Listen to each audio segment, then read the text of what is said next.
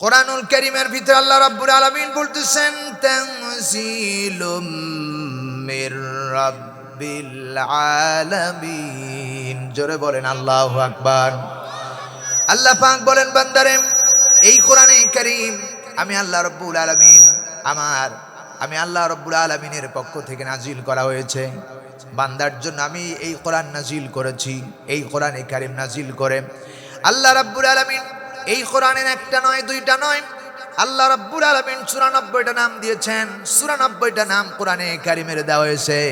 এই কোরআনে কারীমের এক একটা মর্যাদা, এক একটা নামের মর্যাদা আল্লাহ এক রকম করে মর্যাদা দিয়েছে। এত মর্যাদা কোরআনে কারীমকে দেওয়া হয়েছে, পৃথিবীতে আর কোনো কিতাবকে এত মর্যাদা সম্পূর্ণ কিতাবকে বর্ণনা করা হয় নাই। চিল্লায় কোন ঠিক না বেটি? আরো জোরে বলেন ঠিক না বেটি? আমার ভাইয়েরা, এই কোরআনে কারীমের ৯৪টি নামের ভিতরে একটা নাম দিয়েছে কারীম। কারীম মানে সম্মানিত। কোরআনে কারীমের আর একটা নাম দেওয়া হয়েছে হুদা। হুদা মানে হলো হেদায়েত দানকারী। আরেকটা দেওয়া হয়েছে শেফা, আরেকটা হলো নূর। এইরকম বাইয়িনা, ফুরকান, এইরকম করে আল্লাহ রাব্বুল আলামিন একটা নয় দুইটা নয়, আরেকটা নাম দিয়েছে হাকিম, আরেকটা নাম দিয়েছেন আরাবিয়া। এইরকম করে আল্লাহ রাব্বুল আলামিন একটা নয় দুইটা নয় ৯৪টা নাম আল্লাহ তাআলা কোরআনে কারীমের দিয়েছেন। এক একটা নামের মর্যাদা আল্লাহ রাব্বুল আলামিন এক এক রকম করে দিয়েছেন। চিৎকার দিয়ে বলেন আল্লাহু আকবার। আমার ভাইয়েরা, একটা নাম দিয়েছে কোরআনুম মাজিদ। আল্লাহ রাব্বুল আলামিন শুরুতেই বলেছেন, সূরা বুরুজের ভিতরে আল্লাহ তাআলা বলেছেন বাল হুয়া কুরআনুম মাজিদ। চিল্লায় কোন আল্লাহু আকবার। আল্লাহ রাব্বুল আলামিন বলতেছেন, বান্দারে এই কোরআনে কারীম আল্লাহ নাজিল করেছেন, কোথা থেকে নিয়ে এসেছেন, কোথা থেকে আসলো? আল্লাহ বলতেছে বাল হুয়া কুরআনুম মাজিদ, আমার নাম হলো কুরআনুম মাজিদ। এই কোরআনে কারীম আল্লাহ রাব্বুল আলামিন তিনি তার আসমান থেকে, তিনি তার আরশ থেকে, তিনি তার কাছ থেকে আল্লাহ রাব্বুল আলামিন নাজিল করেছেন। আল্লাহ বলছেন ফি লাউহিম মাহফুজ, লাউহে মাহফুজ থেকে এই কোরআনে কারীম আল্লাহ রাব্বুল আলামিন নাজিল করেছেন মানবতার কল্যাণের জন্য। চিল্লা এখন ঠিক না বে ঠিক? মানবতার কল্যাণের জন্য আল্লাহ রাব্বুল আলামিন নাজিল করেছেন। এই কোরআনে কারীম এমনি আল্লাহ পাঠান নাই। এই কোরআন কারীম পাঠিয়েছেন একমাত্র মানুষের চরিত্রকে উন্নত চরিত্রের আধার করে দেওয়ার জন্য। জোরে বলেন আল্লাহু আকবার। আমার বন্ধুগণ, কোরআনে কারীমের ভিতরে আল্লাহ রাব্বুল আলামিন স্পষ্ট ভাষায় বলেছেন, কোরআনে কারীমের কাছে যারা এসেছেন আর যারা এই পৃথিবীতে কোরআন গ্রহণ করেছেন তারা হিজরত থেকেই রয়ে গেছেন। একথা কোরআনে কারীম জবাব দিচ্ছে। আল্লাহ তাআলা বলেন তাহা মা আনজালনা আলাইকাল কুরআনা লিতাশকা। জোরে বলেন আল্লাহু আকবার। আল্লাহ রাব্বুল আলামিন বলতেছেন, নবী গো এই পৃথিবীর মানুষকে কথা শোনায়া দাও আর বুঝায়া দাও, বলে দাও, সকল মানুষের সামনে বক্তব্য দিয়া দাও। হে রাসূল মা আনজালনা আলাইকাল কুরআনা লিতাশকা, আপনার চরিত্র নষ্ট হয়ে যাবে বলে কোরআন আমি নাজিল করি নাই। আপনার মর্যাদা নষ্ট হয়ে যাবে বলে কোরআন আমি নাজিল করি নাই। আমি কোরআন নাজিল করেছি কেবলমাত্র মানুষের চরিত্র উন্নত চরিত্র বানানোর জন্য। চিল্লা এখন সুবহানাল্লাহ। কোরআনের কাছে যারা এসেছেন এবং আসবেন তারাই জাতির সর্ববৃহত্তম মানুষ হিসেবে প্রমাণিত হয়ে যাবে। প্রিয় ভাই সব, দেখেন হযরত আবু বকর সিদ্দিক রাদিয়াল্লাহু তাআলা আনহু, হযরত ওমর রাদিয়াল্লাহু তাআলা আনহু, যাদের কোনো মর্যাদা ছিল না, যারা কোরআনের কাছে আসার কারণে তাদের মর্যাদা বাড়ায় দিয়েছেন কে? জোরে বলুন। আল্লাহ বাড়ায় দিয়েছে। কেমন মর্যাদা? হযরত আবু বকর সিদ্দিক রাদিয়াল্লাহু তাআলা আনহু এক রাতে যে নেকি কামাই করেছেন কোরআনের কাছে এসে, গোটা পৃথিবীর সমস্ত ইমানদারদের ইমানের পাওয়ারের যে নেকি কামাই করেছেন সমস্ত এক পাল্লায় দেওয়া হোক, আর আবু বকরের এক রাতের এক পাল্লায় নেকি দেওয়া হোক। সমস্ত ইমানদারদের নেকি হেরে যাবে আবু বকরের এক রাতের নেকির কাছে। সুবহানাল্লাহ বলবেন না? প্রিয় ভাই সব, ঘটনায় বর্ণনা করা হয়েছে হযরত আম্মা জান আয়েশা সিদ্দিকা রাদিয়াল্লাহু তাআলা আনহা এক দিবসে রাসূলুল্লাহর সঙ্গে পূর্ণিমার চাঁদের রাত, এমনকি তারকাগুলো ঝিকমিক করে জ্বলতেছেন। রাসূল আয়েশাকে নিয়ে ঘর থেকে বেরোলেন। আয়েশা আকাশের দিকে তাকায় দেখে লক্ষ কোটি কোটি তারকা জ্বলতেছেন। নবীজিকে আয়েশা জিজ্ঞেস করলেন, ইয়া রাসূলুল্লাহ আকাশের তারকারাজি কি গুণে কেউ শেষ করতে পারবেন? নবীজি বলেছেন, আয়েশা রে, আকাশের তারকারাজি গুণে কেউ শেষ করতে পারবেন না। আয়েশা বললেন, হুজুর, এই আকাশের তারকারাজি সমতুল্য নাকি কি কারো কোনো সাহাবীর আছে নাকি? রাসূল বলেন, আয়েশা রে, এই আকাশের সমতুল্য তারকার সমতুল্য নাকি আমার সাহাবী হযরত ওমরের রয়েছে। আয়েশার মনটা দুর্বল হয়ে গেল। আয়েশা মনে মনে ধারণা করেছিল, রাহমাতাল লিল আলামিন আমার বাবা আবু বকরের কথা বলবেন, আমার বাবার মর্যাদা বেড়ে যাবে, এই জন্য আমার বাবার কথা বলবে, এই জন্য জিজ্ঞেস করেছি, কিন্তু আবু বকরের কথা বললেন না। রাসূল বলেন, ওমরের কথা বললেন। আয়েশার মনটা খারাপ হয়ে গেল, মনটা নরমাল হয়ে গেল।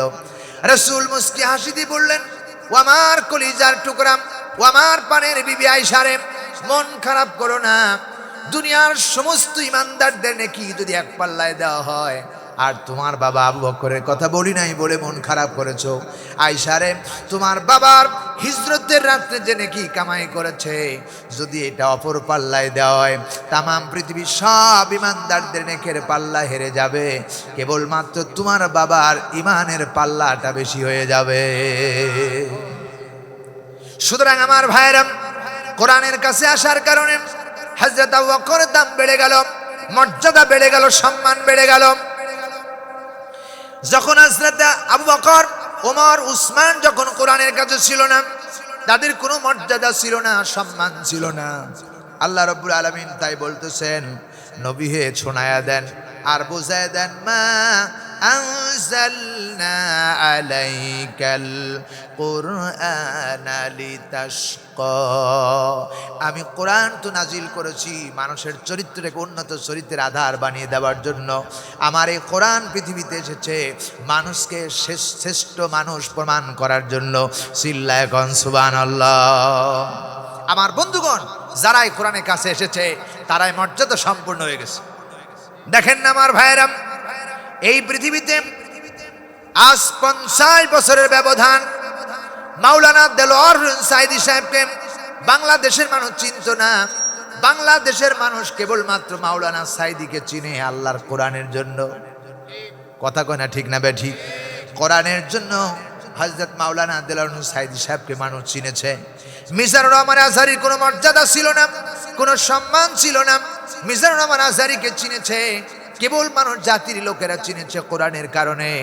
আমার বন্ধুগণ, আমির হামজাকে চিনেছে কোরআনের কারণে। আজকে আমাকে এখানে দাওয়াত দেওয়া হয়েছে, আমার কোনো মর্যাদা ছিল না, সম্মান ছিল না।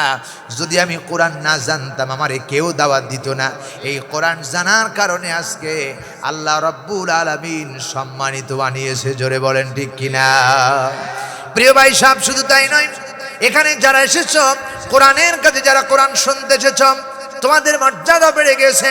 রাসূলুল্লাহ বলেছেন, যখন কোনো মানুষ কোরআনে কারীম শোনার জন্য ঘর থেকে বের হয়, আর ঘর থেকে বের হয়ে কোরআনের মাহফিলে প্রবেশ করলো, চতুর্দিকে লক্ষ লক্ষ কোটি কোটি ফেরেশতা আসমান পর্যন্ত দাঁড়ায় একটা স্লোগান দিতেছে আর বলতেছে, হায় আল্লাহ, এই মাজলিসের ভিতরে নারী আর পুরুষ যারা বসে আছেন তাদের জীবনের সব গুনাহ খাতা মাফ করে দাও। এই কোরআনের মর্যাদার কারণে আজ আমার আপনার দাম বেড়ে গেল। প্রিয় ভাই সব, শুধু তাই নয়, এখানে দাম বাড়লো না। আল্লাহ নবীজি বলেছেন, যেখানে কোরআনের আলোচনা হতেছেন শুরু হয়ে গেছে, এই এলাকার ভিতরে যত কবর আছে সব কবর কোরআনের মর্যাদার কারণে, কোরআনের মাহফিলের কারণে আমার বন্ধুগণ 40 দিন পর্যন্ত আল্লাহ সব কবরের আযাবকে বন্ধ করে দিয়েছেন। এত মর্যাদা দেওয়া হয়েছে, সম্মান দেওয়া হয়েছে কোরআনকে। আমার ভাইয়েরা, শুধু এখানেই শেষ নয়, কোরআনের কি মর্যাদা দেওয়া হয়েছে, এই জন্য আল্লাহ রাব্বুল আলামিন এই কোরআনের নাম দিয়েছে কারীম। ইন্নাহু লা কুরআনুন কারীম। সুবহানাল্লাহ বলতে ইচ্ছা হয় না? আল্লাহ রাব্বুল আলামিন বলতেছে কারীম, আমি সম্মান দিয়েছি। ইন্নাহু লা কুরআনুন কারীম। আল্লাহ বলতেছে, বান্দারে, সম্মানিত কিতাব এই কোরআনে কারীম। কেমন সম্মান? আল্লাহ তাআলা বললেন, বান্দারে, একটা শিমুল গাছ উদাহরণ দিতেছি, এটা কোরআন হাদিস না। একটা শিমুল গাছ যখন দাঁড়ায় ছিল, তার কোনো মর্যাদা ছিল না, সম্মান ছিল না। শিমুল গাছটাকে যখন কাটা হলো, এই গাছটা যখন মাটিতে পড়ে গেল, শ্রমিকেরা ওর পায়ে জুতা দিয়ে, স্যান্ডেল দিয়ে ওর পায়ে হাঁটা চলা করেছে।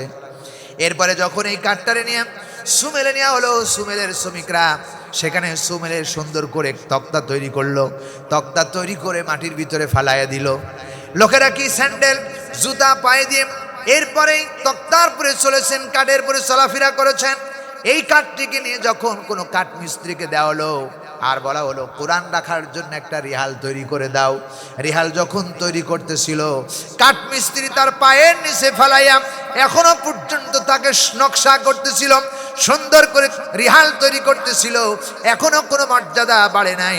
যখন রিহাল তৈরি হয়ে গেল, কোরআনে কারিমের কাছে যখন রিহাল আসলো, কোরআনটা যখন তার উপরে রাখা হলো, এই কোরআনে কারিম রাখার কারণে এই রিহালটা এখন মাটিতে হাত থেকে পড়ে গেলে বান্দা আর তাকে লাথি দেয় না, অমর্যাদা করে না, মাটির থেকে উঠায়া মুখের মধ্যে লাগায়া সুমা দেয়। কথা কয় না ঠিক না বেঠি? প্রিয় ভাই সব, তাহলে একটা কাঠের দাম ছিল না, কাঠের মর্যাদা বেড়ে গেল। একটা প্লাস্টিকের রিহাল তৈরি করে বাজার থেকে কিনে নিয়ে আসবেন, সেটার কোনো দাম ছিল না, মর্যাদা ছিল না। কোরআনের কাছে আসার কারণে তার দামটাও বেড়ে গেল। যারা এই কোরআনের কাছে আসবে তাদের মর্যাদা বাড়ায় দিবেন কে? আরো জোরে বলুন। এই জন্য আল্লাহ রাব্বুল আলামিন বলেন, ইন্নাহু লাকুরআনুন কারীম। নিশ্চয় আল্লাহ তাআলা বলতেছেন এটা এক সম্মানিত কিতাব।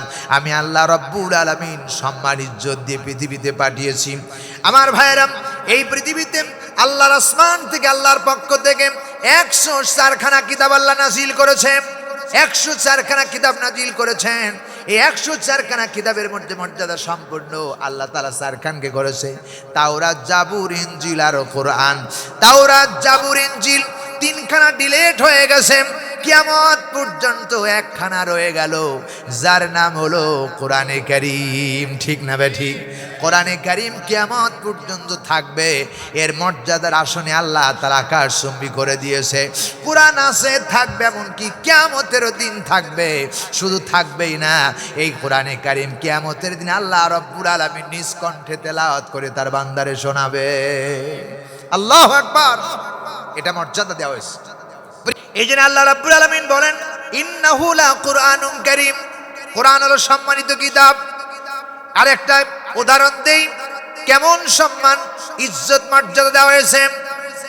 আপনাদের এলাকার একটি ছেলে যখন ইন্টারমিডিয়েট পাশ করলো আর পরীক্ষা দেওয়ার পরে গোল্ডেন পেয়ে সে পাশ করলো, এই ছেলেটি যখন রাস্তা দিয়ে গ্রামের বাড়ি দিয়ে হাঁটতেছেন, লোকেরা বলবে আব্দুল্লাহর ছেলে আব্দুর রহমান খুব মেধাবী ছাত্র, এবারে ইন্টারমিডিয়েট পাশ করেছে, গোল্ডেন পেয়ে, খুব মেধাবী ছাত্র, এতটুকু শেষ।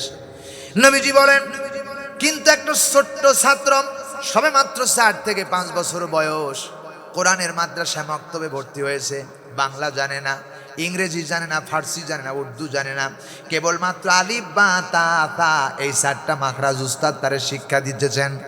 আমার ভাইয়েরা, এই ছাত্রর কোনো মর্যাদা ছিল না, সম্মান ছিল না। একটা গোল্ডেন এ প্লাস পেয়ে ইন্টারমিডিয়েট পাস করলো। এই ছেলের মর্যাদা হলো, ছেলেটি খুব মর্যাদাবান, ছেলেটি খুব মেধাবী ছাত্র, এতটুকু শেষ।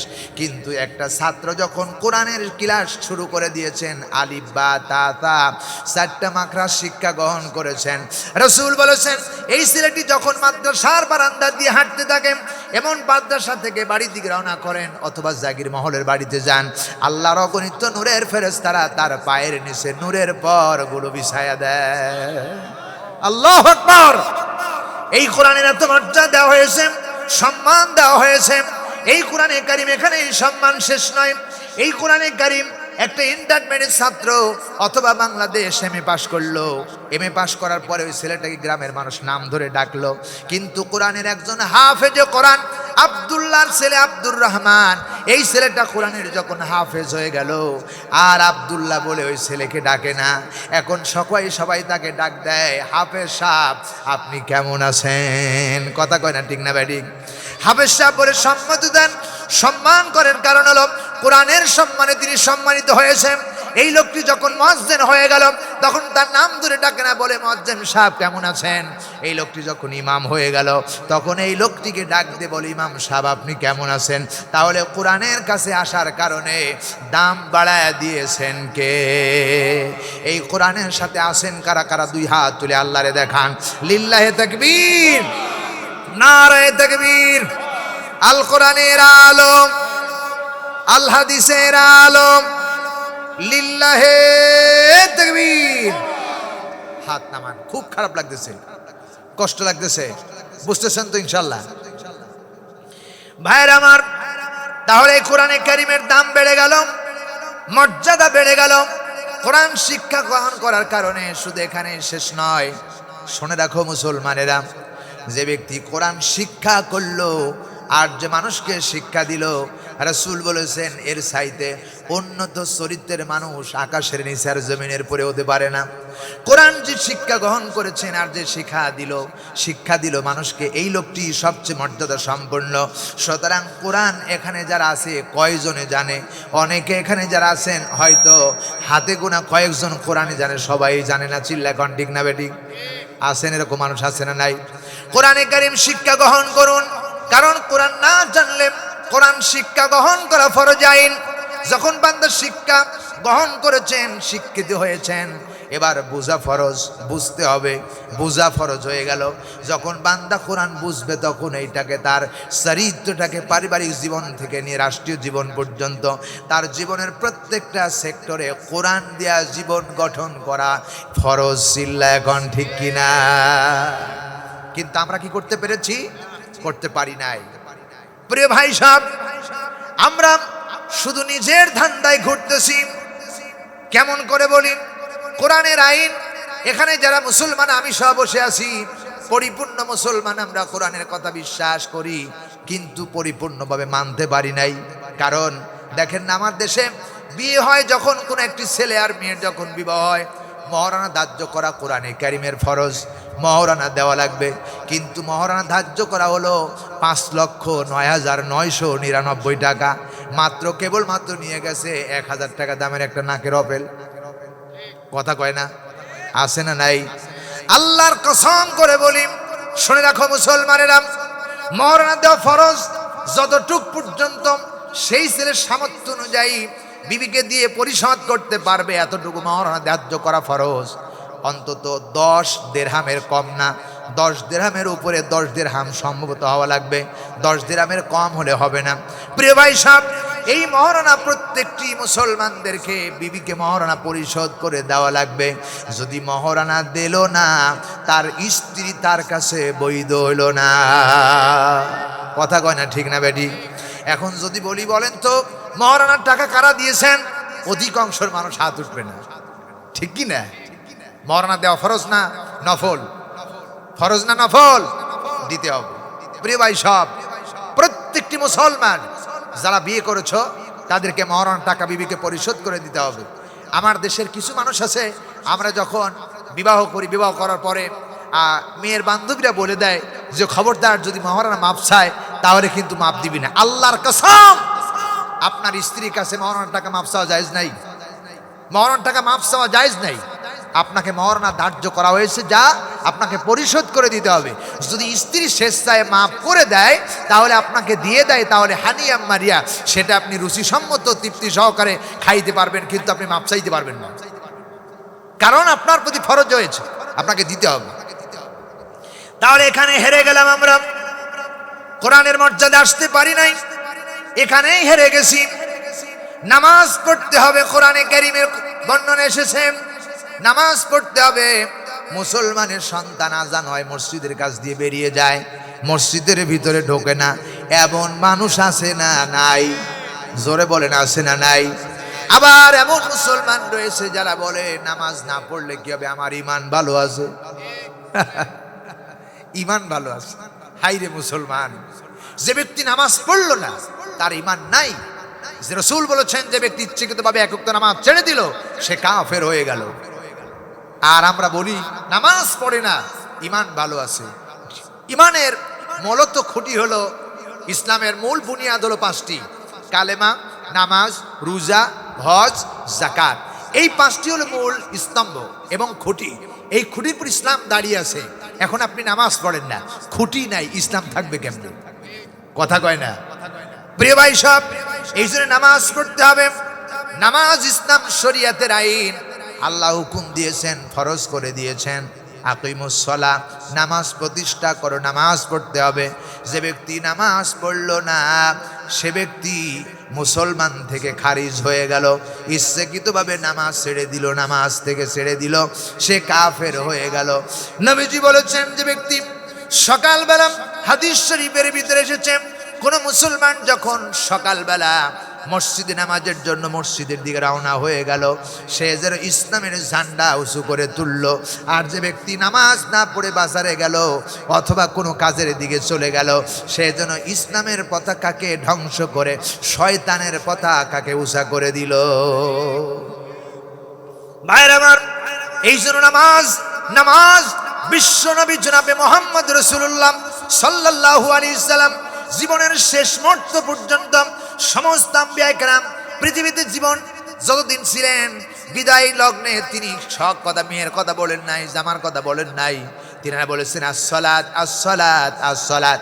বিশ্বনবী যেদিন ইন্তিকাল করবেন, ইন্তিকাল মুহূর্তে মেয়ের কথা বললেন না, জামার কথা বললেন না, আয়েশাকে বললেন, আয়েশারে এখন কোন সময়, আমার মাথাটা উঁচা করে ধরো আর আমার ঘরের জানালাটা খুলে দাও। আয়েশা মাথা, রসুলের মাথা উঁচু করে ধরলেন আর জানালাটা খুলে দিলেন।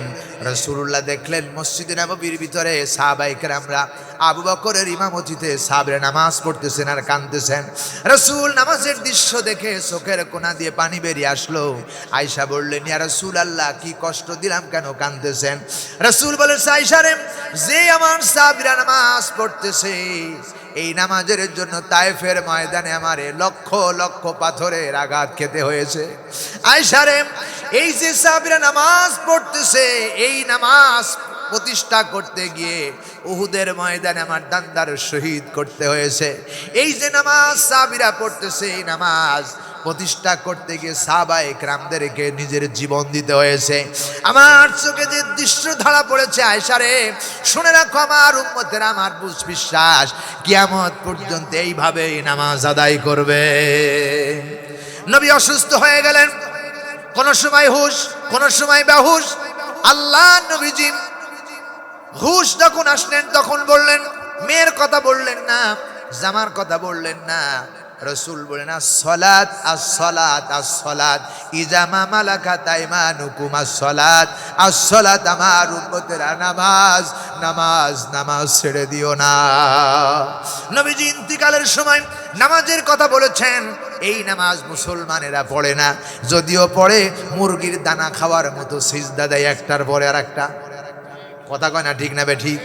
এই যে কয়েকদিন আগে রমজানুল মুবারক মাসে তারাবির নামাজ গেল।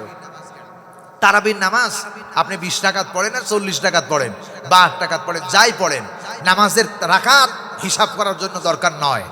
নামাজ রমজানুল মুবারক মাসে কেবলমাত্র কোরআন শোনার জন্য ওপেন করতে হবে, কোরআন শুনতে হবে।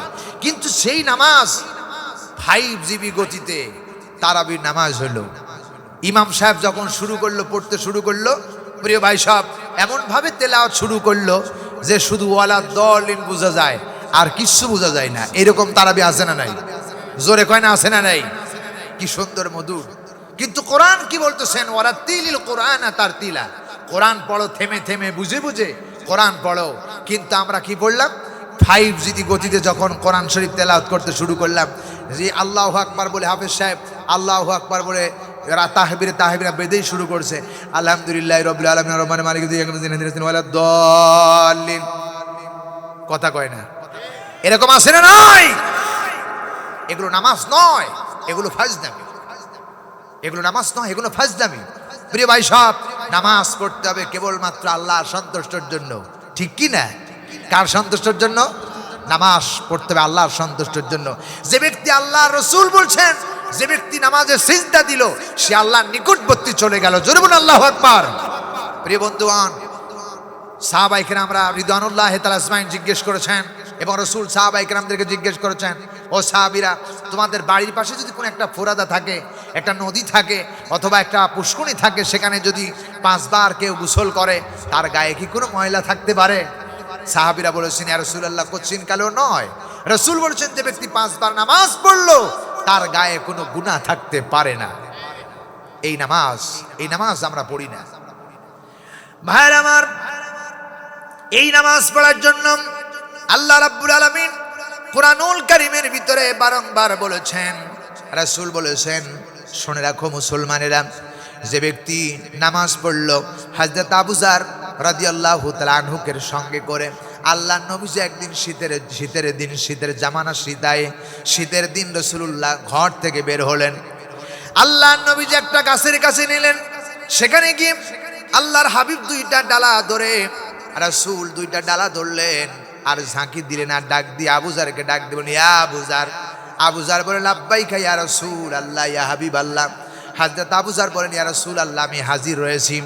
রাসূল বলেন, আবু যর দেখো গাছের পাতাগুলো কেমনে ঝরতেছেন, শীতের শেষ মৌসুমে যখন এসে যায় দেখবেন মেহগুনে গাছের সব পাতাগুলো পড়ে যায়, ঠিক না বেটি? সব গাছের পাতা পড়ে যায়। রাসূল গাছের ডালা ধরে ঝাঁকি দিলেন আর গাছের পাতাগুলো টপ টপ করে পড়তেছেন। নবীজি বলেন, আবু যর রে, দুনিয়ার কোন মুসলিম, ইন্নাল আবদাল মুসলিম, কোন মুসলমান যদি সালাত আদায় করে, যেভাবে গাছের পাতাগুলো ঝরতেছে তার জীবন থেকে গুনাহগুলো এইভাবে টপ টপ টপ টপ করে ঝরে যায়। এই নামাজ নামাজের মতো হয় না। নামাজ পড়তেছে মুসল্লি, মসজিদের ঘড়ি কয়টা বাজে নজর আছে না নাই? জোরে বলেন, আছে না নাই? ইমাম সাহেব কি করতেছেন, মুসল্লি নজর রয়েছে। নামাজি ব্যক্তি যখন নামাজে দাঁড়াবে তার দায়িত্ব হলো, কর্তব্য হলো, সেজদা পড়বে যেখানে, নজর থাকবে সেখানে।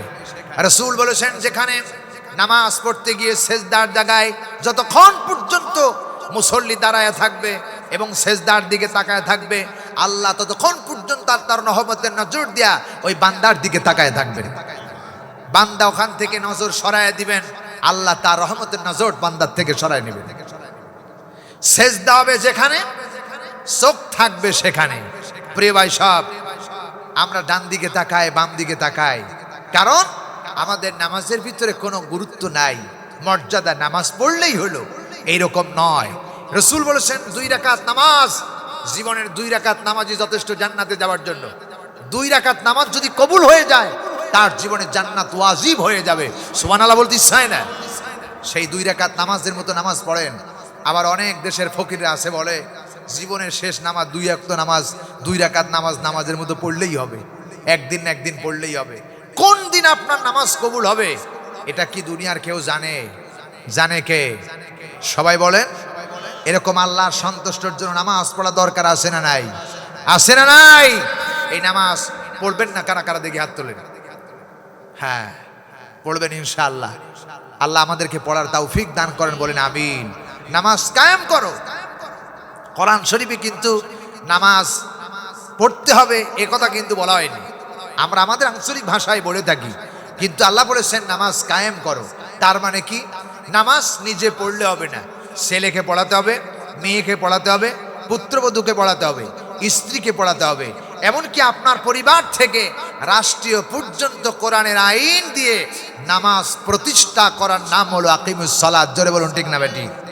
প্রিয় ভাই সব, চিল্লাইতেছি আজ প্রায় 15-16 বছর, 15-16 বছর চিল্লাইয়া এতদিন পর্যন্ত কয়জনের নামাজি বানাইলাম? নামাজি বানাইতে পারলাম না। কিন্তু আমার দেশ, আজকের এই সোনার বাংলাদেশের পার্লামেন্ট থেকে যদি আইন পাশ হতো, আগামী কাল থেকে 7 বছরের কোনো যুবক এবং যুবতী যদি নামাজ ছেড়ে দাও তাহলে 14 বছর কারাদণ্ডে তাকে দণ্ডিত করা হবে। আল্লাহর কসম, বাবাকে কোনোদিন সন্তানকে ডাকা লাগতো না, সন্তানই বাবারে ফজরের নামাজে ডাইকা দিত। কথা কয় না, ঠিক কি না? এই আইন দরকার আছে না নাই?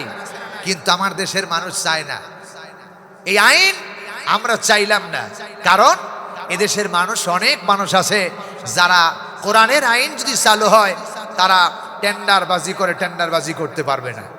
যারা মদের ব্যবসা করে মদের লাইসেন্স দিতে পারবে না, মদ খাইতে পারবে না, এই জন্য তারা কোরআনের আইন চায় না। যারা সুদ খায়, জন্মের মতো খায়, এই সুদ খায় যারা, তারা চায় না সুদ খাইতে পারবে না, এই জন্য সুদের আইন চালাইতে পারবে না, এই জন্য তারা কোরআনের আইন চায় না। আচ্ছা বলেন তো, সুদ খাওয়া হালাল না আরাম? জোরে বলা লাগবে, আর একটু সবাই বলেন আওয়াজ দিয়া। এই হারাম করেছে কে? আরো জোরে। সুদের 70টি শাখার মতো গুনাহ রয়েছে। কোন বর্ণনা এসেছেন 33টি গুনাহ রয়েছে। তার মধ্যে সর্ববৃহত্তম এবং সর্ববৃহত্তম এবং সর্বনিম্ন গুনাহ যেটা, সর্বনিম্ন গুনাহ যেটা, যেটা আপন মায়ের সাথে 70 বার জেনা করা। এত বড় গুনাহ, ছোট গুনাহ যেটা হতে পারে এই সুদের সাইতে আমি সহ এখানে যারা আছে, আমার বিশ্বাস আমি সহ সবাই আরামের সাথে জড়িত। কথা কয় না? এখানে যারা বসে আছি আমি সহ আমাদের পেটের ভিতরে যে হারাম নাই, সুদ না বাজি দিলাম, কোনো না কোনো কারণ অবস্থায় আমার ভিতরে আপনার ভিতরে হারাম নাই। একথা বাজে কথা, মিথ্যে কথা? অবশ্যই আমাদের মধ্যে হারাম অবশ্যই আছে। কেমন একটু বললেই আপনি বুঝবেন। প্রিয় বন্ধুগণ, কেমন? মনে করেন আমি মাওলানা শাহাদ হোসেন বাড়ি, আমি খুব হালাল রুজি উপার্জন করে খাই এবং খুব বেছে গুছে খাই, কিন্তু বাংলাদেশের যখন নাটোর জেলা থেকে যখন কক্সবাজারে যাই, কক্সবাজারে যাওয়ার পরে সেখানে মাহফিলে যে বাড়িতে আমার খাওয়ার ব্যবস্থা করলো, সেই বাড়িতে গ্রামের সবচেয়ে বড় সুদখোর অথবা ঘুষখোর, সেই ঘুষখোরের বাড়িতে আমার খাবার ব্যবস্থা করা হলো। আমি সেখানে গেলাম, কিছু তারে বললাম না, না বলে জন্মের মতো ভালো মতো সুন্দর সুন্দর খাবার তৈরি করেছে, সব আমি ঢোপ বইরা খাইলাম। কিছু তারে না বইলা আমি যে খাইলাম, এই যে উনি যে গুনাহ করলো, প্রতিবাদ করলাম না, এই প্রতিবাদ না করার কারণে আমিও অংশীদার হয়ে গেলাম। কথা কয় না? ঠিক না বে ঠিক? এখন আপনার গ্রামে হুজুর আপনি না বাড়ি বাড়ি খান, তা আপনার হালাল হারাম হইতে পারে, আমাদের কেমনে হয়? এবার বলি, আপনাকে বলবো, আপনার দুটো সন্তান আছে, 7 থেকে বয়স 15 বছর 20 বছর বয়স হয়ে গেছে, আপনার ওই ছেলেটা আপনার সংসারে কাজ করে, আপনি খুব মুসল্লি, 5 ওয়াক্ত নামাজ পড়েন মসজিদে গিয়া, কিন্তু আপনার ছেলে আপনার সংসারে কাজ করে উপার্জন করে, আপনার ছেলে নামাজও পড়েন, ইসলামের কোনো বিধানই মানে না, এই ছেলে উপার্জন করে আপনার সংসারে নিয়ে আসছে, ওই সংসারের টাকা দিয়ে আপনি ঢোপ বইরা খান, আপনার সংসারে আপনার ছেলের টাকা, ওইটা বৈধ না, ওইটা হারাম। হারাম চিল্লা কন, ঠিক কিনা? সুতরাং আপনি আমি ওই রকমই খাইতে শুরু করলাম। প্রিয় ভাই সব, এই জন্য তার আহ্বান জানাবো, এই জন্য আল্লাহ কোরআন শরীফের মধ্যে বলেছেন আকিমিস সালাত, নামাজ প্রতিষ্ঠা করো। তার মানে একজনে পড়লে হবে না, সকলকে নামাজ পড়তে হবে আল্লাহর বিধান অনুযায়ী। চিল্লা এখন ঠিক না বেঠি? আরো জোরে বলুন, ঠিক কিনা? এই নামাজ আমরা পড়বো ইনশাল্লাহ। দেখি কারা হাত তুলে, 2 হাত তুলে দেখান। লিল্লাহে তাকবীর। আল কোরআনের আলো, আল হাদিসের আলো, আল্লাহ আমাদের কবুল করো, বলেন আমিন। নাম্বার 1। প্রিয় ভাই সব, তাহলে এই নামাজ প্রতিষ্ঠা করতে হবে। এই নামাজ প্রতিষ্ঠা হয়ে গেলে এই তানহা আনিল ফাহশাই ওয়াল মুনকার, আল্লাহ রাব্বুল আলামিন বলেছেন নিশ্চয়ই নামাজ অন্যায় অশ্লীল কাজ থেকে বান্দারে ফিরায় রাখে। অন্যায় যত কাজ আছে নামাজ তারে ফিরাইয়া দেয়। এই নামাজ পড়ে মুসলমানরা চুরি করতেছে, এই নামাজ পড়ে মুসলমানরা ওজনে কম দিতেছে, এই নামাজ পড়ে মুসলমানরা জুতা স্যান্ডেল চুরি করতেছে। এই নামাজ প্রতিষ্ঠা করে, নামাজ আদায় করে অন্যের জমির আল কেটে ধ্বংস করে নিচ্ছে। এই নামাজ কায়েম করে, এই নামাজ আদায় করে নিজের জমি সন্তানকে রেজিস্ট্রি করে দিয়ে মেয়েকে ঠকাচ্ছে, এমন নামাজি আছে না নাই? প্রিয় ভাই সাহেব, তার মানে কি? নামাজ আল্লাহ কোরআনে কারিমের মধ্যে বলেছেন, যে ব্যক্তি নামাজ তাকে অন্যায় অশ্লীল থেকে ফিরাতে পারলো না, বুঝতে হবে তার নামাজ আল্লাহর দরবারে কবুল বা মঞ্জুর হয় নাই। নামাজ যদি নামাজের মতো নামাজ হয়, এই নামাজি ওজনে কম দিতে পারে না, অন্যের জমি দখল করতে পারে না, জমির আল ঠেলে নিতে পারে না। জোরে কয় না ঠিক কিনা? আমার ভাইরা, এই যে কয়েকদিন আগে নির্বাচন হয়ে গেল, এই নির্বাচনের মধ্যে কুষ্টিয়ার এক আসনের, সদর আসনের এমপি হলেন মুফতি আমির হামজা। গত 2 দিন আগে বলেছেন, আমি শুধু যদি একটা সই দিতাম তাহলে 8 লক্ষ টাকা একটা সইয়ের মাধ্যমে সেকেন্ডে আমি পাইতাম, কিন্তু আমি ওইটা গ্রহণ করব না। এই রকম এমপি যদি বাংলাদেশে হয়, আমার মনে হয় এই দেশটাকে সোনার দেশ হইতে দেরি লাগবে না। ঠিক কিনা? হাসনাত আব্দুল্লাহর মতো যদি এমপি বাংলাদেশে হয়, আমার মনে হয় আমির হামজার মতো এমপি যদি বাংলাদেশে হয়, এই দেশ ভালো হতে সময় লাগবে না। কিন্তু আমার দেশে যারা আছে সব রাবু বুয়াল। কথা কয় না ঠিক না বেঠি? রাবু বুয়ালের পেটের মধ্যে সব ঢুকাতেছেন। প্রিয় বন্ধুগণ, আমার ভাইয়েরা, এখন দেখা যাচ্ছে এই যে এইভাবে যারা কথা বলতেছেন, কারণ তারা নামাজ প্রতিষ্ঠা করেছে, আমির হামজা নামাজ প্রতিষ্ঠা করেছে, ওই নামাজই তাকে বলতেছেন এটা অন্যায়, এটা করা যাবে না।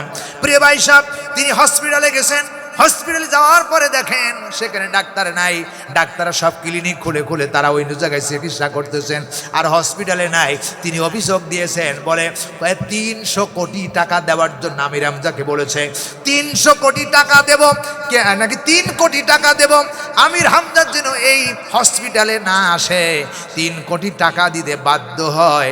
প্রিয় ভাই সাহেব, তাহলে কোটি কোটি টাকা একটা এমপির কাছে আসে। সুতরাং এমপি যদি ভালো হয়, পার্লামেন্ট যদি ভালো হয়, গোটা বাংলাদেশ ভালো হয়ে যাবে, ঠিক কিনা? কিন্তু আজ আমার দেশের পার্লামেন্টে কারা আছেন, কারা ছিলেন, কারা থাকবেন, কারা? একথা কোরআনে কারীম 1500 বছর আগে বলেছেন। প্রিয় ভাই সব, যারা ন্যায় প্রতিষ্ঠা করতে চায়, কোরআন মানবে যারা, নেতৃত্ব দেবে তারা। কিন্তু আজ কোরআন মানে না যারা, নেতৃত্ব দেয় তারা। জোরে বলেন ঠিক কিনা? রাসূল পাক সাল্লাল্লাহু আলাইহি সাল্লাম যখন আসলেন পৃথিবীতে, এসে দেখেন পৃথিবীতে সমস্ত কাফের বেঈমানরা নিজেদের তৈরি করা আইন দিয়ে সমাজ চালাচ্ছেন। আল্লাহ বললেন, রাসূল পাককে পাঠিয়ে দিয়ে বললেন, এই সমাজের সব অন্যায় অশ্লীল নেতৃত্ব চলবে না, আমার কোরআনের নেতৃত্ব চলবে। যখন তিনি তুলে ধরলেন, তখন মক্কা থেকে মদিনায় রাসূলকে হিজরত করে চলে যেতে হয়েছে। ঠিক না বে ঠিক? বলেন আপনারা ঠিক না বে ঠিক? প্রিয় ভাই সব, 2 জন যদি ভালো থাকে আর 5 জন খারাপ, কেমনে আপনি প্রতিবাদ করে টিকে থাকবেন? সোনার মুসলমানেরা, সঠিক কথা বলতে গেলে ওই যে একটা কথা আছে, সত্য কথা কই আর পিঠের বুদ্ধি যায় আমার মই। সমাজ তাই হয়ে গেছে। এই জন্য আমাদেরকে সঠিক তথাপি বলতে হবে, কারণ সঠিক যারা বলে আল্লাহকে ভয় করে তারা বলে, ঠিক কি না? আমাদেরকে ভয় করতে হবে কাকে? জোরে বলে। আল্লাহ রাব্বুল আলামিন বলেছেন, ইয়া আইয়ুহাল্লাযীনা আমানুত্তাকুল্লাহা হাক্কা তুকাতিহি ওয়া লা তামুতুন্না ইল্লা ওয়া আনতুম মুসলিমুন। হে ঈমানদারেরা, রাব্বুল আলামিন বলেছেন, যারা বিমানের দাবিতে দাবি করো, বিশ্বাস করেছো, আমি আল্লাহ রাব্বুল আলামিন বলতেছি, হে আমার বান্দারা, তোমরা আল্লাহকে ভয় করো, ভয় করার মতো ভয় করো। আর যতক্ষণ পর্যন্ত মুসলমান না হবে, ততক্ষণ পর্যন্ত মৃত্যুবরণ করো না। আমরা মুসলমানের ঘরে জন্ম নিয়েছি, নামাজ পড়ি, রোজা করি, হজ করি, যাকাত দেই, তারপরে আল্লাহ কেন মুসলমান হয়ে মরতে বললেন? তার মানে যতক্ষণ পর্যন্ত একটা মানুষ কোরআনের সূরা বাকারা থেকে সূরা ফাতিহা থেকে সূরা নাস পর্যন্ত প্রত্যেকটি আইন কানুন নিয়ম নীতি না মানবে, ততক্ষণ পর্যন্ত প্রকৃত মুসলমান সে হতে পারবে না। ঠিক না বে ঠিক? আমার ভাইয়েরা, এই জন্য আল্লাহ রাব্বুল আলামিন বলেছেন, মুসলমান না হয়ে মৃত্যুবরণ করবা না। মুসলমান দাদাই মুসলমান না, মুসলমান না, কোরআন দিয়ে মুসলমান হইতে হবে। যদি কোরআন দিয়ে আমরা মুসলমান হইতে পারি, সেই হবে প্রকৃত মুসলমান। আর মুসলমান ইন্তিকাল করলে কবরেও কোনো ভয় নাই, কবরেও কোনো চিন্তা নাই, ফুলসিরাত মিজানে কোনো চিন্তা ভাবনা নাই। এই জন্য মুসলমান হতে হবে আল্লাহর এই কোরআন, টাটকা কোরআন দিয়ে। চিল্লায় এখন ঠিক না বে ঠিক? প্রিয় ভাই সাহেব, আল্লাহ কিন্তু বাইবেলের কথা বলেন নাই, গীতার কথা বলেন নাই, থিওটকের কথা বলেন নাই, রামায়ণের কথা বলেন নাই। আল্লাহ বলেছেন, ইত্তাবিউ মা উনজিলা ইলাইকুম মির রাব্বিক। ও আমার বান্দারা, তোমরা সেইটাকে অনুসরণ করো, তোমাদের পুরে আল্লাহর পক্ষ থেকে যে আমার রাসূল মুহাম্মদ সাল্লাল্লাহু আলাইহি সাল্লামের উপর নাজিল হয়েছে, সেটা তোমরা ওহীর মাধ্যমে নাজিল হয়েছে, সেটা অনুসরণ করো। তোমার রব যেটা দিয়েছে ওইটারে অনুসরণ করো। নামাজ পড়তে হবে কোরআন বুঝে, ভোট দেওয়া লাগলেও কোরআন বুঝে দেওয়া লাগবে, কিন্তু দেই নাই। কথা কয় না, কথা কয় না, দেই নাই। নামাজ পড়ে মুসলমান যদি ভোট যদি ইসলামের পক্ষে না দিয়া অন্য দিকে দেয়, তাহলে বুঝতে হবে ও প্রকৃত মুসলমান এখনো হতে পারে নাই। কারণ উদখুলু ফিস সিলমি কাফা, ইসলাম মানলে পুরাপুরি মানা লাগবে। কিন্তু আমরা যখন মুসলমান সুবিধাবাদী, সব কথা না মেনে নিজের সুবিধাবাদী মাইনা যখন মারা যায়, মৃত্যুবরণ করি, কবরের মধ্যে যখন আমাকে রাখা হয়, তখন আমরা ঠিকই বলি যে আমরা সবাই, ইমাম সাহেব বাধ্য করা হয়, ইমাম সাহেবকে বলা হয় হুজুর দোয়া পড়ে দেন, তখন বুকের উপরে হাত থেকে বলে বিসমিল্লাহি ওয়া আলা মিল্লাতি রসুল্লাহ। এতদিন পর্যন্ত আল্লাহ রসুল আপনার দলে ছিল, আজকে আপনার দলে উঠায় দিলাম, কিন্তু জীবনভর রসুলের দলের একটা কাজও করে নাই। অথচ বললাম কি, এর সাইতে মিথ্যা এবং অপবাদ, লাঞ্ছিত গঞ্জনাজনক কথা আর কিছু হতে পারে না। প্রিয় ভাই সব, এই জন্য বর্তমান সমাজ অধিকাংশ ওলামায়ে কেরামরা এখন বলতেছেন বিসমিল্লাহ আলা মিল্লাতে রাসূলিল্লাহ কবরে বলাই জায়েজ নাই। প্রিয় বন্ধুগণ, মিল্লাতে ইব্রাহিম এই কথা বলা এবং বিসমিল্লাহ আলা মিল্লাতে রাসূলিল্লাহ এই কথা বলা তার জন্য শোভা পায় যে ইসলাম মানে, যে ইসলাম বুঝে, ইসলামের আইন অনুযায়ী চলে, তার জন্য চলে। চিল্লা এখন ঠিক না ব্যাঠি? কিন্তু আমরা আজকে ইসলাম মানি না, অথচ মইরা গেছে, জীবনেও কোনোদিন এক ওয়াক্ত নামাজও পড়ে না। ওই লোকটার ব্যাপারে বলি বিসমিল্লাহ আলা মিল্লাতে রাসূলিল্লাহ, আমারে মিথ্যাবাদী বানায় দিলেন। আর মিথ্যা কথা যে বলে সে মুসলমান থাকে না, সে টাটকা মুনাফিক হয়ে যায়। মুনাফিকের আলামত কয়টা বলেন? এক নাম্বার, কথায় কথায় মিথ্যা কথা বলে, ওয়াদা করলে ওয়াদা খেলাফ করে, এবং আমানত রাখলে আমানতদারি, আমানতের খেয়ানত করে। এই যে তিনটা কাজ যারা করলো তারা মুসলমান না, তারা মুনাফিক। মুসলমান এবং কাফেরদের মধ্যে যে শত্রুতা রয়েছে, কাফের এবং মুসলমানকে একেবারে চিনা যায়, কিন্তু মুনাফিক চিনা যায় না। মুনাফিক বসবাস করে মুসলিমের মধ্যেই বসবাস করে, অথচ সেই লোকটি মুনাফিক হয়ে আছে, বোঝা বড় কঠিন হয়ে যায়। প্রিয় ভাই সাহেব, এই জন্য আমাদেরকে মিথ্যা কথা ছাড়তে হবে। কারণ একটাই, যে মিথ্যা কথা ছাড়তে হবে। আর কথা বললে আজে বাজে কথা বলা যাবে না, কারণ মা ইয়ালফিজু মিন কাউলিন ইল্লা লাদাইহি রাকিবুন আতীদ। মানুষ এমন কোনো কথা বলে না যে কথাগুলো আল্লাহর ফেরেশতারা রেকর্ড করে না, সব কথাগুলো ফেরেশতারা রেকর্ড করে। চিল্লায় কোন ঠিক না বে ঠিক? আরো জোরে বলেন ঠিক না বে ঠিক? প্রিয় ভাই সাহেব, এই জন্য আল্লাহ রাব্বুল আলামিন এই কোরআনে কারীম দিয়েছেন, এই কোরআনে কারীমের অসংখ্য নাম দিয়েছেন, 94টা নাম দিয়েছেন। এই কথা বলতেছিলাম, বলতে বলতে ওই দিকে নিয়ে গেছিলাম।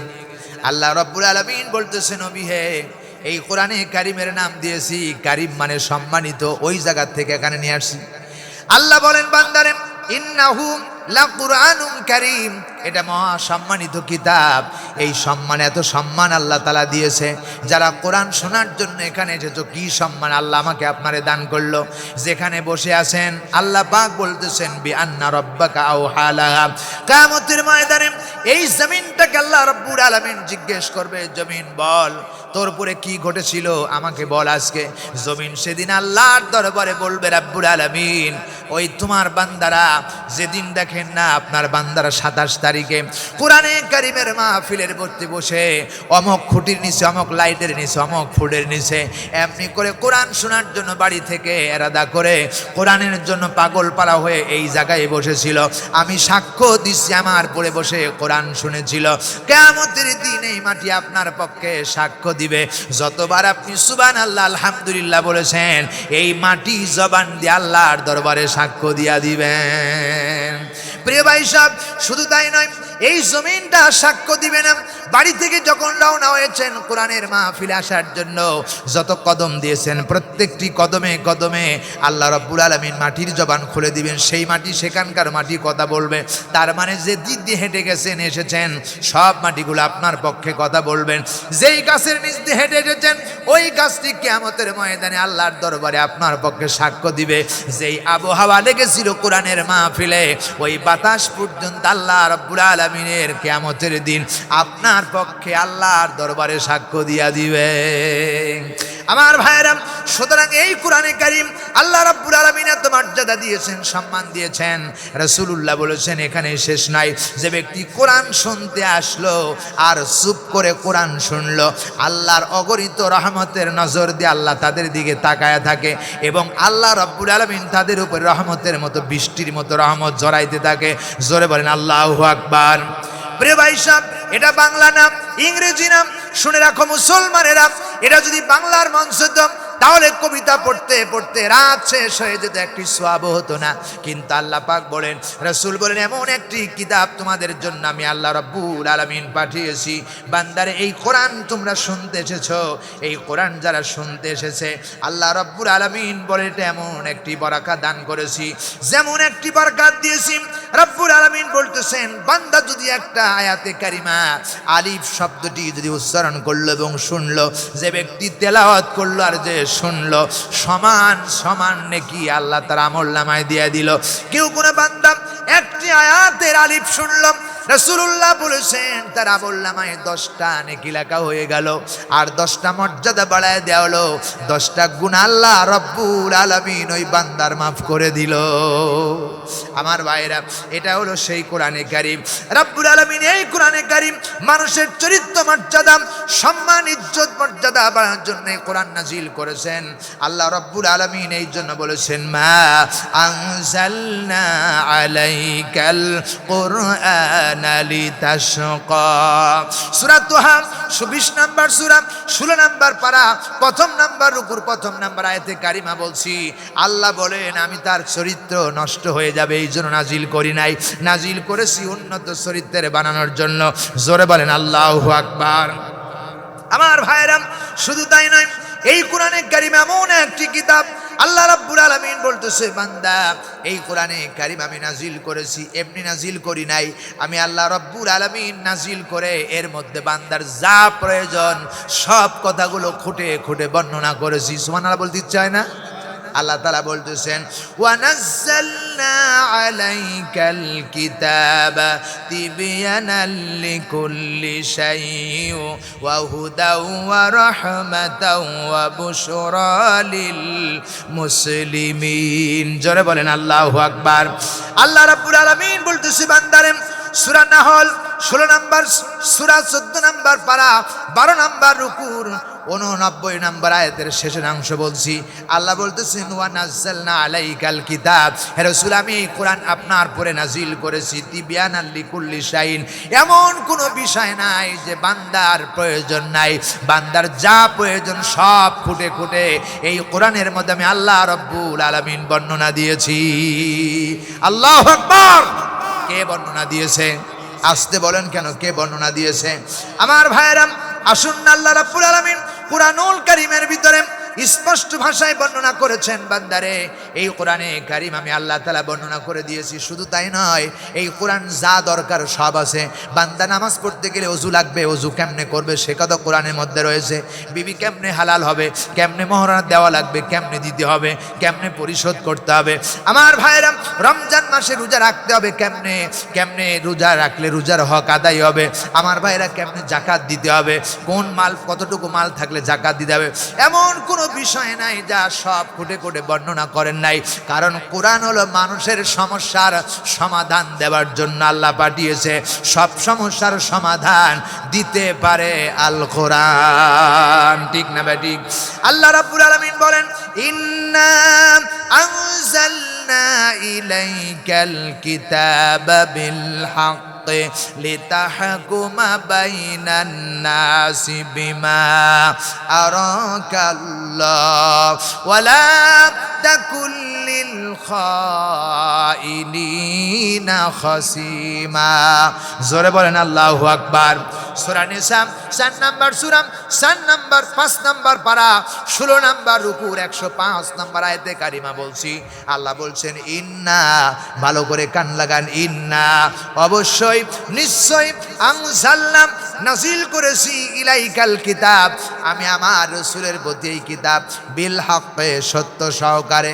কেন নাজিল করলাম? লিতাহকুমা, যাতে করে সমাধান দেওয়া যায় বাইনান নাস, মানুষের মধ্যে। গোটা পৃথিবীর মানুষের ভিতরে যত সমস্যা থাকবে সব সমস্যার সমাধান দেওয়া যায়। এই জন্য আমি আল্লাহ রাব্বুল আলামিন এই কোরআন নাজিল করেছি। জোরে বলেন আল্লাহু আকবার। আল্লাহ রাব্বুল আলামিন বলেন নবী হে বিমা রাকাল্লাহ, দুনিয়ার কোনো মানুষ যদি কোরআন দিয়ে সমাধান দেয় রাসূল আপনি কোরআন দিয়ে সমাধান দিবেন যেভাবে বলা হয়েছে সেইভাবে। ওয়ালা তাকুল লিল খাইনিনা খাসিমা, আর আপনি যদি বিশ্বাসঘাতক শয়তান দুর্নীতি সাদাবাজ অন্যায়কারীর পক্ষে সমর্থন করবেন না। আপনি খবরদার বেঈমানের পক্ষ নেবেন না, অন্যায়কারীর পক্ষে সাপোর্ট করবেন না। কিন্তু আমার দেশে দেখা যায় প্রধানের হাতে 500 টাকার 10টা কড়কড়ি নোট দিলেই বিচার কইরা দোষী নির্দোষ প্রমাণিত হয়ে যায়। আর তিনি দোষী বিশ্বাসঘাতকতা করে টাকার কারণে দোষী সাব্যস্ত হয়ে জেলখানায় বন্দী হয়ে মরে। কথা কয় না ঠিক না বে ঠিক? প্রিয় ভাই সাহেব, আল্লাহ তাআলা বলতেছেন, ও নবী, এই জন্য কোরআনে কারীম আমি আল্লাহ রাব্বুল আলামিন নাজিল করেছি, কারণ আমি আল্লাহ তাআলা বললাম, কুল বি ফাদলিল্লাহি ওয়া বিরাহমাতিহি ফাবিযালিকা ফালইফরাহু। হে রাসূল, আপনি বলেন কুল বি ফাদলিল্লাহ, আল্লাহর পক্ষ থেকে যত অনুগ্রহ এবং দয়া এসেছে, ওয়া বিরাহমাতিহি এবং দয়া আল্লাহর পক্ষ থেকে এসেছে, ফাবিযালিকা ফালইফরাহু, আল্লাহর পক্ষ থেকে যা এসেছে সেটা হলো আল্লাহর এই 30 পারা কোরআনে কারীম। সুবহানাল্লাহ, সুবহানাল্লাহ। ফাদলাম মিনাল্লাহি ওয়া নি'মা, আল্লাহ বলেন আল্লাহর পক্ষ থেকে যত নিয়ামত বান্দার জন্য এসেছে তার মধ্যে শ্রেষ্ঠ নিয়ামত হলো আল্লাহর এই কোরআনে কারীম। সুবহানাল্লাহ বলতে চায় না? আল্লাহ তাআলা বলতেছেন, কোরআন যখন পেয়েছো ফাবিযালিকা ফালইফরাহু, তোমরা আনন্দ করো, ফুর্তি করো, কারণ হুয়া খায়রুম মিম্মা ইয়াজমাউন। তামাম পৃথিবী সব বিক্রয় করলেও কোরআনের একটা মাখরাজের দাম হবে না। কোরআন গোটা পৃথিবীর তুলনায় শ্রেষ্ঠ। চিল্লায় কোন সুবহানাল্লাহ। কোরআন যখন পেয়েছো ফাবিযালিকা ফালইফরাহু, তোমরা আনন্দ করো, ফুর্তি করো। কিন্তু কোরআন পাওয়ার পরে আমরা আনন্দ ফুর্তি করি না। আমরা এন্ডো কিশোরের গান আর সালমার গান নিয়ে আনন্দ করি, ফুর্তি করি। এই যে বৈশাখ মাস আসতেছে, সামনে বৈশাখ মাস, কত রকমের ফাজলামি হবে। নর্তকীদের নাচ, টাকা যারা দেবেন, যারা পয়লা বৈশাখের সমর্থন করবেন, সভাপতি, সেক্রেটারি এবং টাকা দিয়ে সমর্থন করবেন, এরা সকলেই জাহান্নামে যাবে। কথা কয় না ঠিক কিনা? সুতরাং কোন যুবক, আমি যুবকের পায়ে হাত দিয়ে বলতে চাই, পয়লা বৈশাখকে সমর্থন করা যাবে না। পয়লা বৈশাখ হিন্দুদের শাস্ত্র, কারণ পয়লা বৈশাখে খ্রিস্টান এবং হিন্দুরা সরক গাছ ঘুরিয়ে হযরত ইব্রাহিম আলাইহিস সালামকে নমরুদের আগুনের মধ্যে ফেলেছিল। সুতরাং মুসলমান এই ধর্ম পালন করতে পারে না। চিল্লায় কোন ঠিক কিনা? প্রিয় মুসলমান, আমি তোমাদেরকে বলতে চাই, কোরআন সব সমস্যার সমাধান দিতে পারে। আল কোরআন, এই জন্য কোরআন থেকে সমাধান নিতে হবে, চরিত্র গড়তে হবে কোরআন দিয়ে। পয়লা বৈশাখে ছোট্ট মেয়েকে ঢোল, তবলা এবং ডুগিওয়ালা শাড়ি কিনে দেওয়া জায়েজ নাই। কথা কয় না? প্রিয় ভাই সব, পয়লা বৈশাখের জন্য 1 টাকা অবৈধ খরচ করা জায়েজ নাই। যদি খরচ করতে হয়, যদি খরচ করতেই হয়, পয়লা বৈশাখে যদি ইলিশ মাছ খাইতেই হয়, যদি পান্তা ভাত খাইতেই হয়, গাইটা পেঁয়াজ দেওয়া যদি পান্তা ভাত খাইতেই হয়, তাহলে মা বাবা সন্তানকে নিয়ে খাও। খবরদার ওই ডুগডুগি বাজাইয়া ওইখানে আনন্দ ফুর্তি কইরা জীবনটারে নষ্ট করো না। মা বাবাকে ভালোবাসা, মহব্বত করো। মার মতো দামি আর জিনিস কিছু নাই পৃথিবীতে। নবীর আল্লাহ এবং আল্লাহ রসুলের পরে মার বাবার মতো দামি জিনিস আর কিছু নাই। মার দিকে খাবার নাই, আর হাজার হাজার টাকা পয়লা বৈশাখে খরচ করতেছেন। এমনকি সেখানে চরক গাছের মেলা হয়, সেখানে গিয়ে লক্ষ লক্ষ টাকা মানুষ নষ্ট করতেছে। সারা রাত ধরে যুবকেরা উলঙ্গ নারীর ড্যান্স দেখে পয়লা বৈশাখে। কথা কয় না ঠিক না বেঠি? এটা হালাল না হারাম?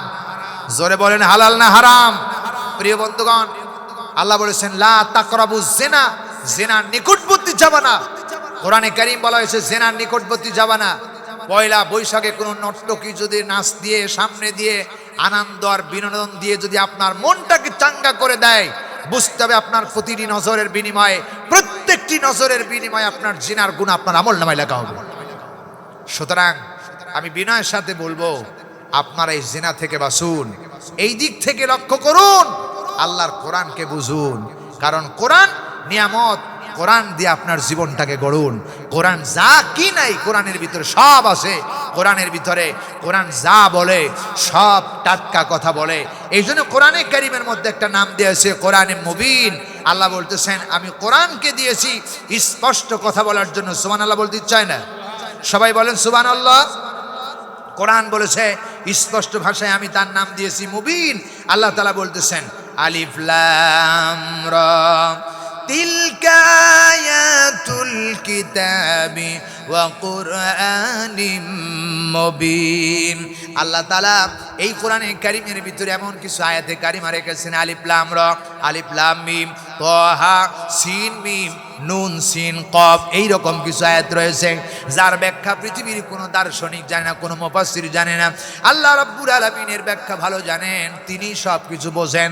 প্রিয় বন্ধুগণ, আল্লাহ বলতেছেন আলিফ লাম র, শুনে রাখো মুসলমানেরা, তিলকা আয়াতুল কিতাবি ওয়া কুরআনিম মুবিন, এটা এমন একটি কিতাব, আমার কথা বলতে গিয়ে জড়তা আসতে পারে, কথায় ভুল হইতে পারে, কথায় সংযত ভুল হইতে পারে, প্রিয় ভাই সাহেব, কথা বলতে গিয়ে বুঝতে কষ্ট হতে পারে, কিন্তু আল্লাহ রাব্বুল আলামিন বলতেছে আমি এমন একটি কিতাব নাজিল করেছি যা স্পষ্ট ভাষায় তোমাদের কাজের সমাধান দেওয়ার জন্য স্পষ্ট বক্তব্য জাতির সামনে তুলে ধরে।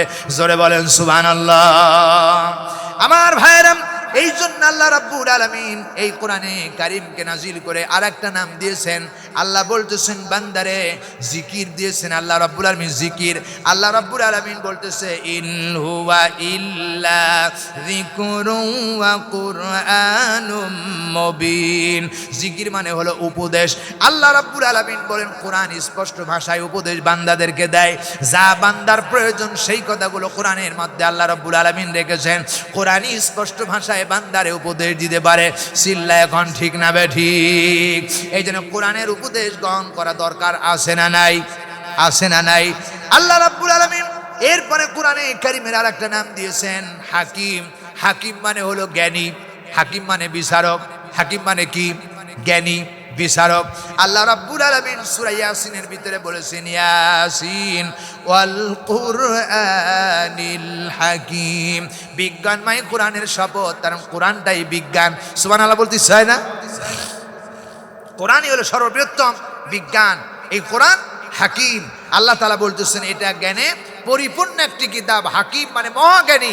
কেমন জ্ঞানী আল্লাহ অন্যত্র বলেছেন। আল্লাহ তাআলা বললেন ওয়া ইন্নাহু ফি উম্মিল কিতাবি লাদাইনা লাআলিয়ুন হাকিম।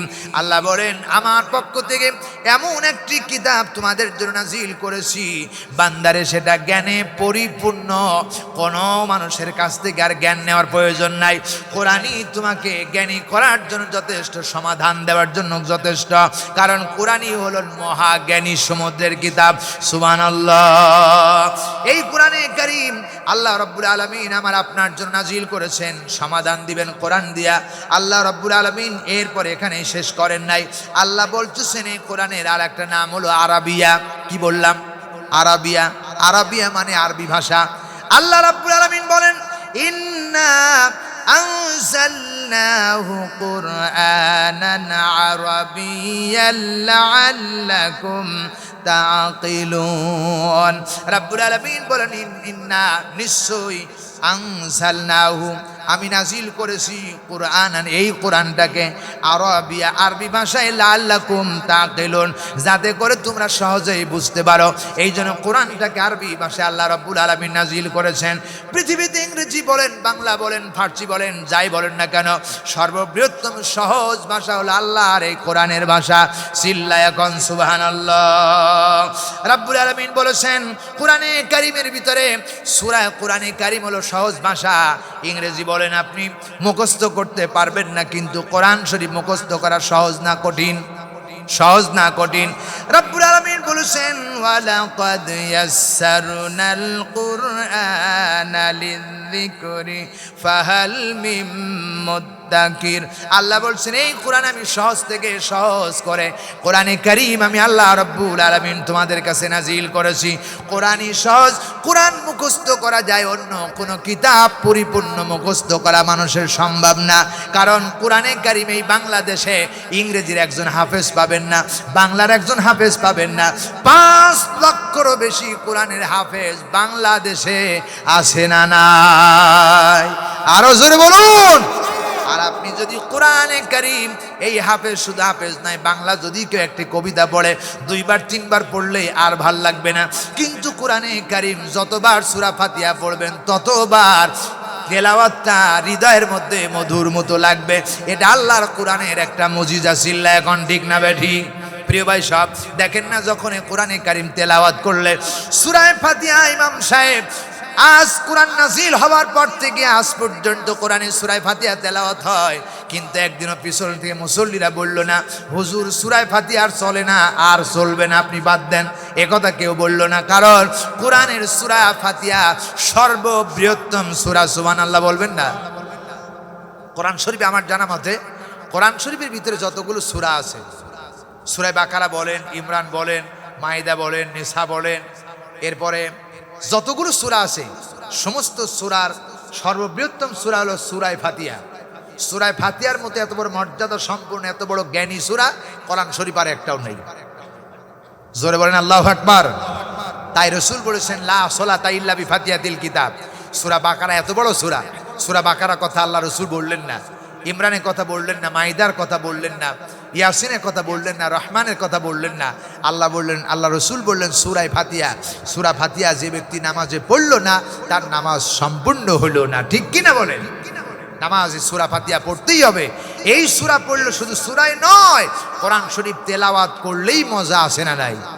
আর